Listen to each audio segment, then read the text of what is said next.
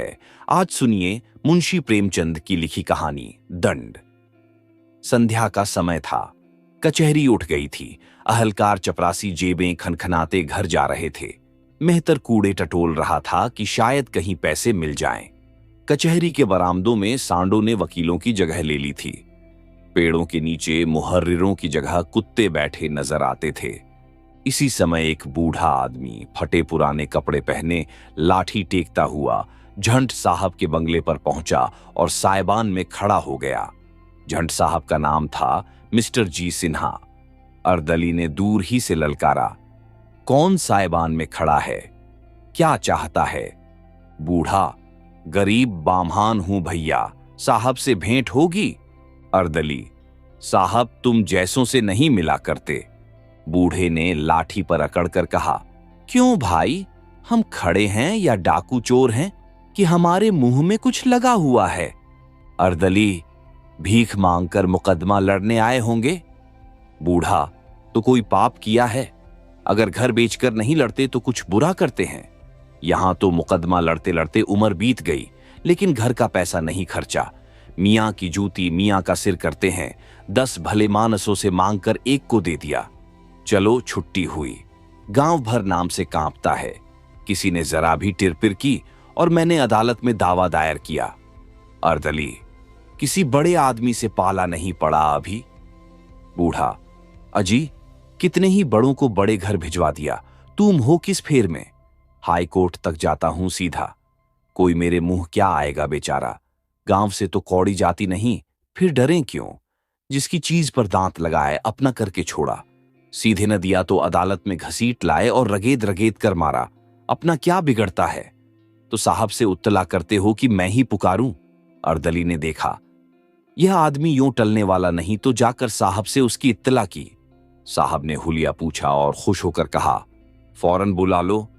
अर्दली, हुजूर बिल्कुल फटे हाल है। साहब गुडरी ही में लाल होते हैं, जाकर भेज दो। मिस्टर सिन्हा अधेड़ आदमी थे, बहुत ही शांत, बहुत ही विचारशील, बातें बहुत कम करते थे। कठोरता और असभ्यता जो शासन की अंग समझी जाती है, उनको छू भी नहीं गई थी। न्याय और दया के देवता मालूम होते थे। डील डॉल देवों का सा था और रंग आबनूस का सा। आराम कुर्सी पर लेटे हुए पेचवान पी रहे थे। बूढ़े ने जाकर सलाम किया। सिन्हा, तुम हो जगत पांडे, आओ बैठो। तुम्हारा मुकदमा तो बहुत ही कमजोर है। भले आदमी, जाल भी न करते बना। जगत, ऐसा न कहें हुजूर, गरीब आदमी हूं, मर जाऊंगा। सिन्हा, किसी वकील मुख्तार से सलाह भी न ले ली? जगत, अब तो सरकार की शरण में आया हूं। सिन्हा, सरकार क्या मिसिल बदल देंगे या नया कानून गढ़ेंगे? तुम गच्चा खा गए। मैं कभी कानून के बाहर नहीं जाता। जानते हो ना, अपील से कभी मेरी तजवीज रद्द नहीं होती। जगत, बड़ा धर्म होगा सरकार। सिन्हा के पैरों पर गिन्नियों की एक पोटली रखकर, बड़ा दुखी हूं सरकार। सिन्हा मुस्कराकर, यहां भी अपनी चालबाजी से नहीं चूकते। निकालो अभी और, ओस से प्यास नहीं बुझती। भला दहाई तो पूरा करो। जगत, बहुत तंग हूं दीन बंधु। सिन्हा, डालो डालो कमर में हाथ। भला कुछ मेरे नाम की लाज तो रखो। जगत, लुट जाऊंगा सरकार। सिन्हा, लुटें तुम्हारे दुश्मन जो इलाका बेचकर लड़ते हैं। तुम्हारे जजमानों का भगवान भला करे, तुम्हें किस बात की कमी है? मिस्टर सिन्हा इस मामले में जरा भी रियायत न करते थे। जगत ने देखा कि यहां काइयामपन से काम चलेगा तो चुपके से 4 गिन्नियां और निकाली। लेकिन उन्हें मिस्टर सिन्हा के पैरों रखते समय उसकी आंखों से खून निकल आया। यह उसकी बरसों की कमाई थी। बरसों पेट काट कर, तन जलाकर, मन बांधकर, झूठी गवाहियां देकर उसने यह थाती संचय कर पाई थी। उसका हाथों से निकलना प्राण निकलने से कम दुखदाई न था। जगत पांडे के चले जाने के बाद कोई 9 बजे रात को झंट साहब के बंगले पर एक तांगा आकर रुपया का और उस पर से पंडित सत्यदेव उतरे, जो राजा साहब शिवपुर के मुख्तार थे। मिस्टर सिन्हा ने मुस्कुराकर कहा, आप शायद अपने इलाके में गरीबों को न रहने देंगे। इतना जुल्म! सत्यदेव, गरीब परवर, ये कहिए कि गरीबों के मारे अब इलाके में हमारा रहना मुश्किल हो रहा है। आप जानते हैं, साधी उंगली से घी नहीं निकलता। जमींदार को कुछ न कुछ सख्ती करनी ही पड़ती है, मगर अब यह हाल है कि हमने जरा चूं भी की तो उन्हीं गरीबों की त्योरियां बदल जाती हैं। सब मुफ्त में जमीन जोतना चाहते हैं, लगान मांगिए तो फौजदारी का दावा करने को तैयार। अब इसी जगत पांडे को देखिए, गंगा कसम है हुजूर, सरासर झूठा दावा है। हुजूर से कोई बात छिपी तो रह नहीं सकती। अगर जगत पांडे मुकदमा जीत गया तो हमें बोरियां बंधना छोड़कर भागना पड़ेगा। अब हुजूर ही बसाएं तो बस सकते हैं। राजा साहब ने हुजूर को सलाम कहा है और अर्ज की है, हक इस मामले में जगत पांडे की ऐसी खबर लें कि वह भी याद करे। मिस्टर सिन्हा ने भवें सिकोड़ कर कहा, कानून मेरे घर तो नहीं बनता। सत्यदेव, आपके हाथ में सब कुछ है। यह कहकर गिन्नियों की एक गड्डी निकालकर मेज पर रख दी। मिस्टर सिन्हा ने गड्डी को आंखों से गिनकर कहा, इन्हें मेरी तरफ से राजा साहब को नजर कर दीजिएगा। आखिर आप कोई वकील तो करेंगे, उसे क्या दीजिएगा? सत्यदेव, ये तो हुजूर के हाथ में है। जितनी ही पेशियां होंगी उतना ही खर्च भी बढ़ेगा। सिन्हा, मैं चाहूं तो महीनों लटका सकता हूं। सत्यदेव, हां, इससे कौन इनकार कर सकता है? सिन्हा, 5 पेशियां भी हुई तो आपके कम से कम 1000 उड़ जाएंगे। आप यहां उसका आधा पूरा कर दीजिए तो एक ही पेशी में वारा न्यारा हो जाए, आधी रकम बच जाए। सत्यदेव ने 10 गिन्नियां और निकालकर मेज पर रख दी और घमंड के साथ बोले, हुक्म हो तो राजा साहब कह दूं, आप इत्मीनान रखें, साहब की कृपा दृष्टि हो गई है। मिस्टर सिन्हा ने तीव्र स्वर में कहा, जी नहीं, यह कहने की जरूरत नहीं। मैं किसी शर्त पर यह रकम नहीं ले रहा। मैं करूंगा वही जो कानून की मंशा होगी। कानून के खिलाफ जौ भर भी नहीं जा सकता। यही मेरा उसूल है। आप लोग मेरी खातिर करते हैं, यह आपकी शरारत है। उसे अपना दुश्मन समझूंगा जो मेरा ईमान खरीदना चाहे। मैं जो कुछ लेता हूं सच्चाई का इनाम समझ कर लेता हूं। जगत पांडे को पूरा विश्वास था कि मेरी जीत होगी, लेकिन तजवीज सुनी तो होश उड़ गए। दावा खारिज हो गया, उस पर खर्च की चपत अलग।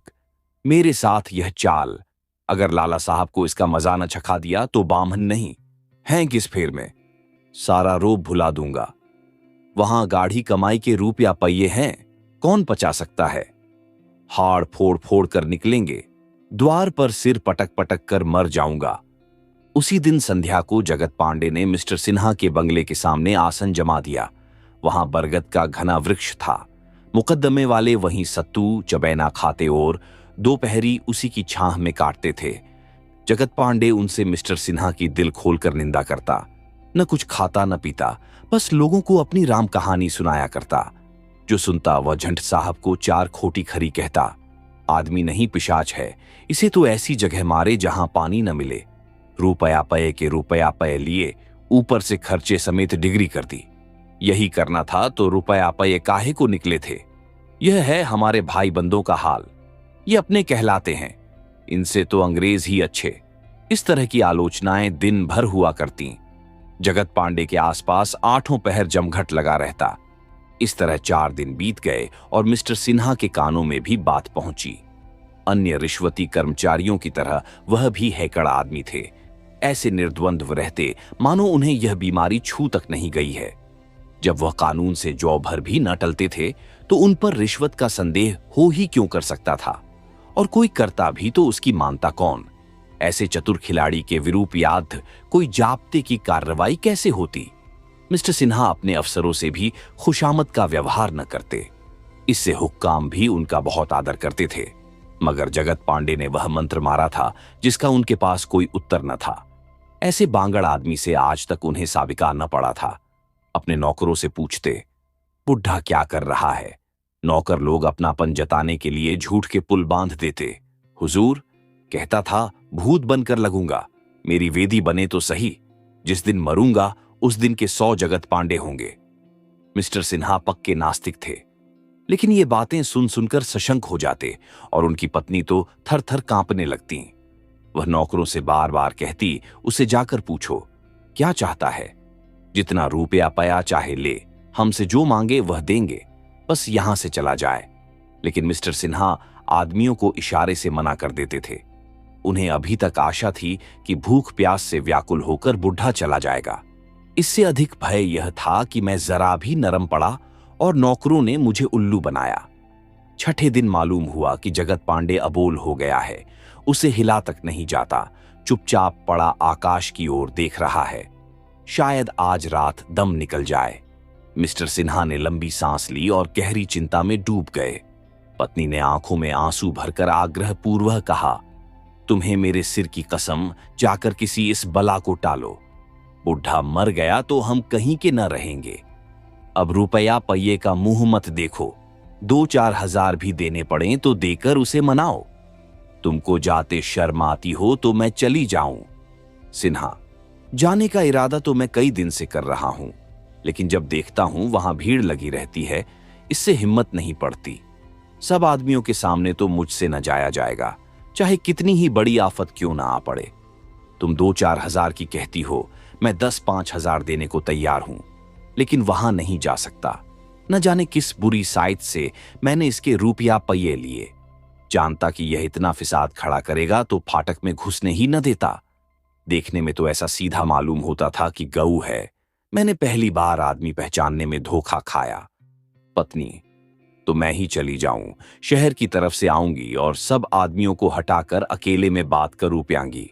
किसी को खबर न होगी कि कौन है। इसमें तो कोई हरज नहीं है।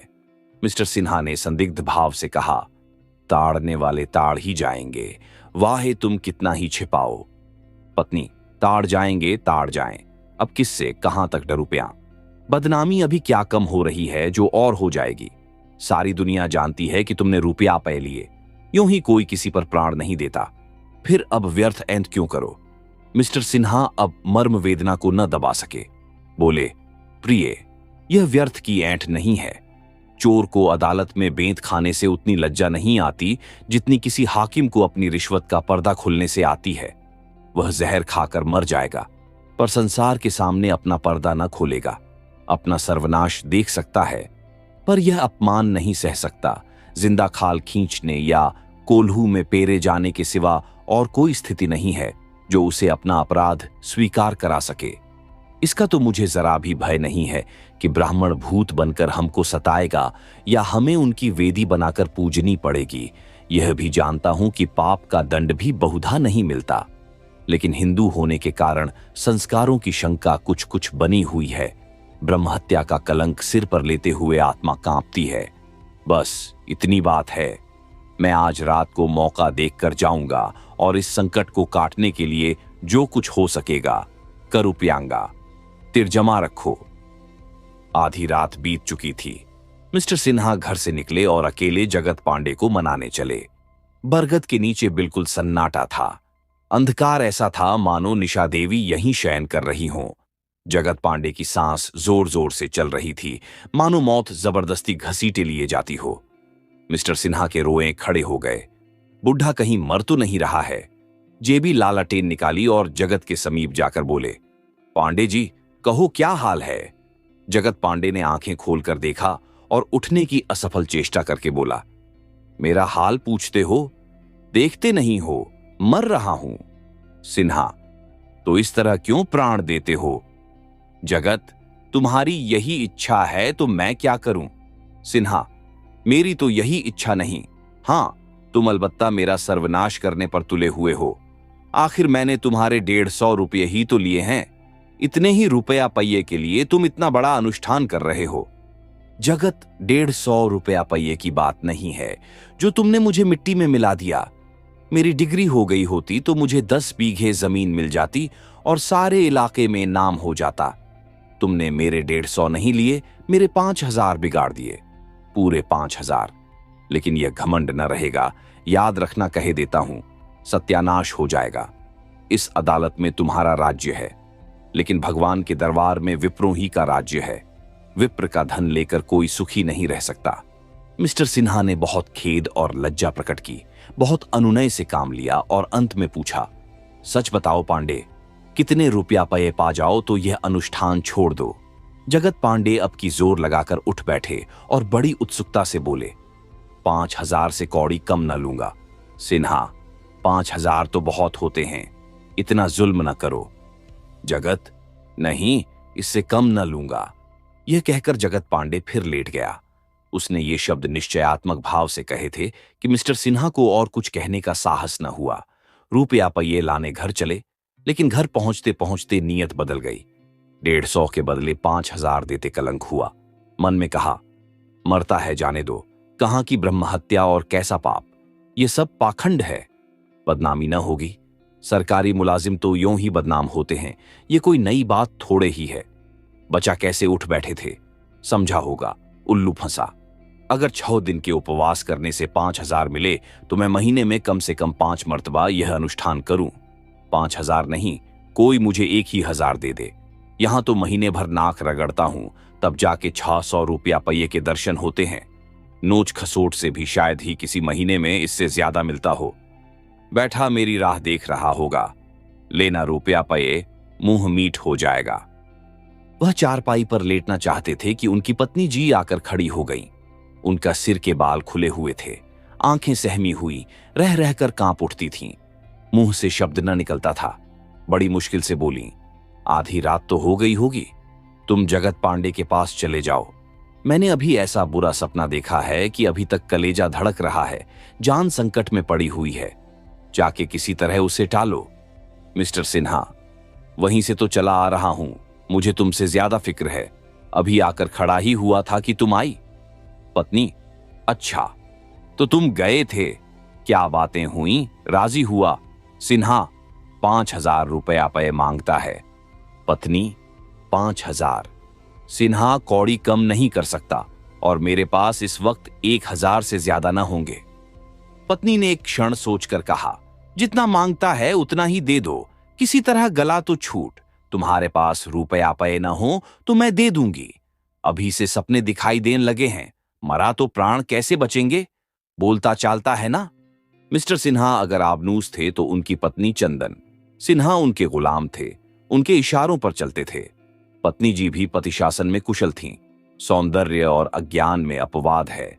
सुंदरी कभी भोली नहीं होती, वह पुरुप्याश के मर्मस्थल पर आसन जमाना जानती है। सिन्हा तो लाओ देता आऊं, लेकिन आदमी बड़ा चक्खड़ है, कहीं रुपया पे लेकर सबको दिखाता फिरे तो।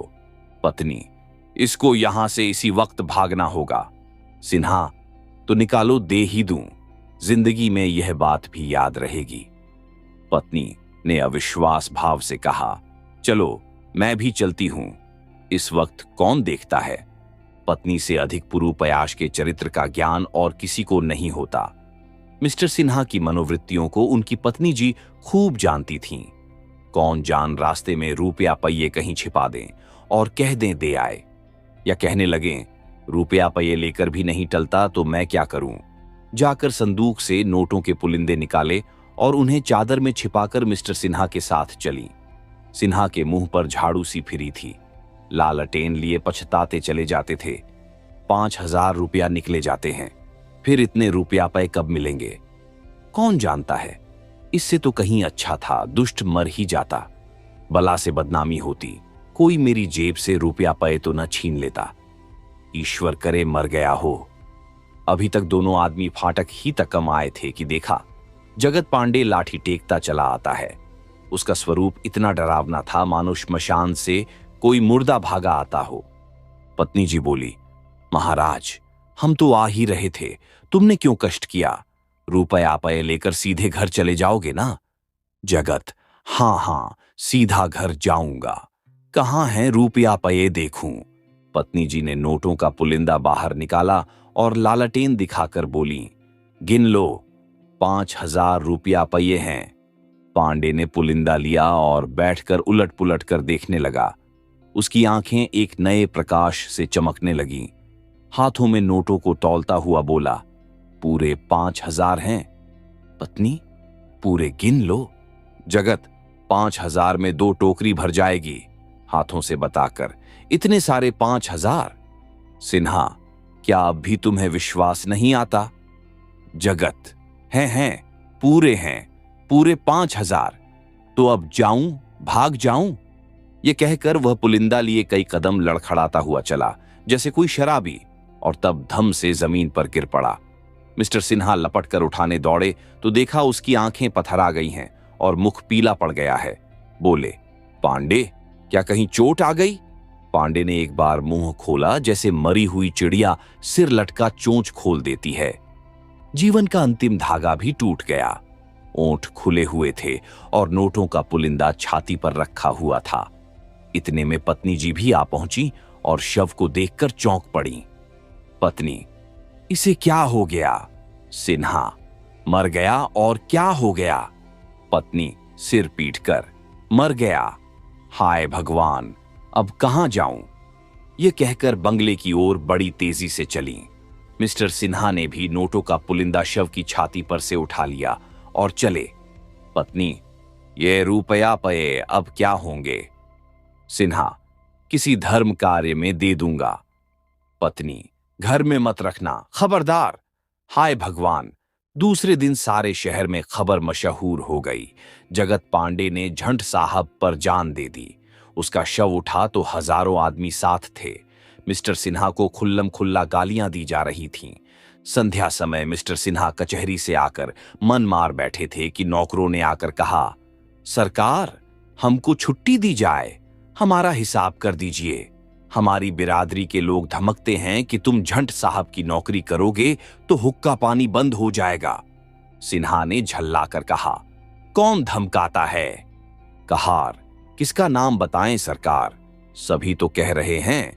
रसोइया, हुजूर, मुझे तो लोग धमकाते हैं कि मंदिर में न घुसने पाओगे। साइस, हुजूर, बिरादरी से बिगाड़ कर हम लोग कहां जाएंगे? हमारा आज से इस्तीफा है, हिसाब जब चाहे कर दीजिएगा। मिस्टर सिन्हा ने बहुत धमकाया, फिर दिलासा देने लगे, लेकिन नौकरों ने एक न सुनी। आध घंटे के अंदर सबों ने अपना अपना रास्ता लिया। मिस्टर सिन्हा दांत पीस कर रह गए, लेकिन हाकिमों का काम कब रूप्याक्ता है। उन्होंने उसी वक्त कोतवाल को खबर कर दी और कई आदमी बेगार में पकड़ आए। काम चल निकला। उसी दिन से मिस्टर सिन्हा और हिंदू समाज में खींचतान शुरू पया हुई। धोबी ने कपड़े धोन बंद कर दिया, ग्वाले ने दूध लाने में आनाकानी की, नाई ने हजामत बनानी छोड़ी। इन विपत्तियों पर पत्नी जी का रोना धोना और भी गजब था। इन्हें रोज भयंकर स्वप्न दिखाई देते। रात को एक कमरे से दूसरे में जाते प्राण निकलते थे। किसी को जरा सिर भी दुखता तो नहीं में जान समा जाती। सबसे बड़ी मुसीबत यह थी कि अपने संबंधियों ने भी आना जाना छोड़ दिया। एक दिन साले आए, मगर बिना पानी पिए चले गए। इसी तरह एक बहनोई का आगमन हुआ। उन्होंने पान तक न खाया। मिस्टर सिन्हा बड़े धैर्य से यह सारा तिरस्कार सहते जाते थे। अब तक उनकी आर्थिक हानि न हुई थी। गरज के बावले झक मारकर आते ही थे और नजर नजराना मिलता ही था। फिर विशेष चिंता का कोई कारण न था। लेकिन बिरादरी से वैर करना पानी में रहकर मगर से वैर करने जैसे है। कोई न कोई ऐसा अवसर ही आ जाता है जब हमको बिरादरी के सामने सिर झुकाना पड़ता है। मिस्टर सिन्हा को भी साल के अंदर ही ऐसा अवसर आ पड़ा। यह उनकी पुत्री का विवाह था। यही वह समस्या है जो बड़े बड़े हेकड़ों का घमंड चूर कर देती है। आप किसी के आने जाने की परवाह न करें। हुक्का पानी, भोज भात, मेल झोल, किसी बात की परवाह न करें। मगर लड़की का विवाह तो न टलने वाली बला है। उससे बचकर आप कहां जाएंगे? मिस्टर सिन्हा को इस बात का दगदगा तो पहले ही था कि त्रिवेणी के विवाह में बाधाएं पड़ेगी, लेकिन उन्हें विश्वास था कि द्रव्य की अपार शक्ति इस मुश्किल को हल कर देगी। कुछ दिनों तक उन्होंने जानबूझकर टाला कि शायद इस आंधी का जोर कुछ कम हो जाए, लेकिन जब त्रिवेणी को 16वां साल समाप्त हो गया तो टाल मटोल की गुंजाइश न रही। संदेशे भेजने लगे, लेकिन जहां संदेशियां जाता वहीं जवाब मिलता, हमें मंजूर नहीं। जिन घरों में साल भर पहले उनका संदेशा पाकर लोग अपने भाग्य को सराहते, वहां से अब सूखा जवाब मिलता था, हमें मंजूर नहीं। मिस्टर सिन्हा धन का लोभ देते, जमीन नजर करने को कहते, लड़के को विलायत भेजकर ऊंची शिक्षा दिलाने का प्रस्ताव करते, किंतु उनकी सारी आयोजनाओं का एक ही जवाब मिलता था, हमें मंजूर नहीं। ऊंचे घरानों का यह हाल देखकर मिस्टर सिन्हा उन घरानों में संदेश भेजने लगे जिनके साथ पहले बैठकर भोजन करने में भी उन्हें संकोच होता था, लेकिन वहां भी वही जवाब मिला, हमें मंजूर नहीं। यहां तक कि कई जगह वे खुद दौड़ दौड़ कर गए, लोगों की मिन्नतें की, पर यही जवाब मिला, साहब हमें मंजूर नहीं। शायद बहिष्कृत घरानों में उनका संदेश स्वीकार कर लिया जाता, पर मिस्टर सिन्हा जानबूझकर मक्खी न निगलना चाहते थे। ऐसे लोगों से संबंध न करना चाहते थे जिनका बिरादरी में का स्थान न था। इस तरह 1 वर्ष बीत गया। मिसेस सिन्हा चारपाई पर पड़ी कराह रही थीं, त्रिवेणी भोजन बना रही थी और मिस्टर सिन्हा पत्नी के पास चिंता में डूबे बैठे हुए थे। उनके हाथ में एक खत था। बार बार उसे देखते और कुछ सोचने लगते थे। बड़ी देर के बाद रोगिणी ने आंखें खोलीं और बोलीं, अब न बचूंगी, पांडे मेरी जान लेकर छोड़ेगा। हाथ में कैसा कागज है? सिन्हा, यशोदानंदन के पास से खत आया है। पाजी को यह खत लिखते हुए शर्म नहीं आती। मैंने इसकी नौकरी लगाई, इसकी शादी करवाई और आज उसका मिजाज इतना बढ़ गया है कि अपने छोटे भाई की शादी मेरी लड़की से करना पसंद नहीं करता। अभागे के भाग्य खुल जाते। पत्नी, भगवान अब ले चलो, यह दुर्दशा नहीं देखी जाती। अंगूर खाने का जी चाहता है, मंगवाए है कि नहीं? सिन्हा, मैं जाकर खुद लेता आया था। यह कहकर उन्होंने तश्तरी में अंगूर भरकर पत्नी के पास रख दिए। वह उठाकर खाने लगीं। जब तश्तरी खाली हो गई तो बोलीं, अब किसके यहां संदेशा भेजोगे? सिन्हा, किसके यहां बताऊं? मेरी समझ में तो अब कोई ऐसा आदमी नहीं रह गया। ऐसी बिरादरी में रहने से तो ये 1000 दर्जा अच्छा है कि बिरादरी के बाहर रहूं। मैंने एक ब्राह्मण से रिश्वत ली, इससे मुझे इनकार नहीं, लेकिन कौन रिश्वत नहीं लेता? अपने गांव पर कोई नहीं चूकता। ब्राह्मण नहीं, खुद ईश्वर ही क्यों न हो, रिश्वत खाने वाले उन्हें भी चूस लेंगे। रिश्वत देने वाला अगर कोई निराश होकर अपने प्राण देता है तो मेरा क्या अपराध? अगर कोई मेरे फैसले से नाराज होकर जहर खा ले तो मैं क्या कर सकता हूं? इस पर भी मैं प्रायश्चित करने को तैयार हूं। बिरादरी जो दंड दे उसे स्वीकार करने को तैयार हूं। सबसे कह चुका हूं, मुझसे जो प्रायश्चित चाहो करा लो, पर कोई नहीं सुनता। दंड अपराध के अनुकूल होना चाहिए, नहीं तो यह अन्याय है। अगर किसी मुसलमान का छुआ भोजन खाने के लिए बिरादरी मुझे काले पानी भेजना चाहे तो मैं उसे कभी न मानूंगा। फिर अपराध अगर है तो मेरा है। मेरी लड़की ने क्या अपराध किया है? मेरे अपराध के लिए लड़की को दंड देना सरासर न्याय विरूपियात है। पत्नी, मगर करोगे क्या? और कोई पंचायत क्यों नहीं करते? सिन्हा, पंचायत में भी तो वही बिरादरी के मुखिया लोग ही होंगे, उनसे मुझे न्याय की आशा नहीं। वास्तव में इस तिरस्कार का कारण ईर्ष्या है। मुझे देखकर सब जलते हैं और इसी बहाने वे मुझे नीचा दिखाना चाहते हैं। मैं इन लोगों को खूब समझता हूं। पत्नी, मन की लालसा मन में रह गई। यह अरमान लिए संसार से जाना पड़ेगा। भगवान की जैसी इच्छा। तुम्हारी बातों से मुझे डर लगता है कि मेरी बच्ची की न जाने क्या दशा होगी, मगर तुमसे मेरी अंतिम विनय यही है कि बिरादरी से बाहर न जाना, नहीं तो परलोक में भी मेरी आत्मा को शांति न मिलेगी। यह शोक मेरी जान ले रहा है। हाय, बच्ची पर न जाने क्या विपत्ति आने वाली है। यह कहते मिसेस सिन्हा की आंखें में आंसू बहने लगे। मिस्टर सिन्हा ने उनको दिलासा देते हुए कहा, इसकी चिंता मत करो प्रिय, मेरा आशय केवल यह था कि ऐसे भाव मन में आया करते हैं। तुमसे सच कहता हूं, बिरादरी के अन्याय से कलेजा छलनी हो गया है। पत्नी, बिरादरी को बुरा मत कहो। बिरादरी का डर न हो तो आदमी न जाने क्या क्या उत्पात करे।